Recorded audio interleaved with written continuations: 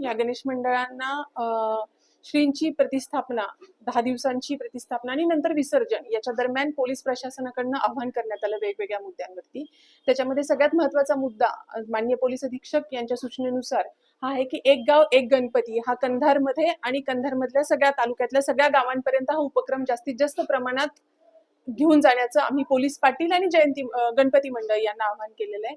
त्याचबरोबर eco friendly Ganpati म्हणजे गणपती बसवताना तो इको फ्रेंडली असावा, त्याच्यामध्ये समाजोपयोगी आणि सांस्कृतिक कार्यक्रम जास्तीत जास्त प्रमाणात व्हावेत, डीजेचा वापर नाही व्हावा, पारंपरिक वाद्यांचा वापर व्हावा, गुलालाऐवजी फुलांचा वापर व्हावा, असे पर्याय चांगले पर्याय आम्ही त्यांना दिलेले आहेत। आणि ह्याच्यात कौतुकाची गोष्ट आहे की त्या बैठकीमध्येच दोन गावातली महत्वाची जुनी मंडळं आर्यवैश्य मंडळ आणि नगरेश्वर मंडळ हे जे पहिली दोन मंडळ असतात त्यांनी त्या बैठकीतच आम्ही सांगितलं की यावर्षी आम्ही डीजे वापरणार नाही आणि ही खूप कौतुकास्पद खूप पॉझिटिव्ह रिस्पॉन्स आम्हाला बैठकीतच मिळालाय।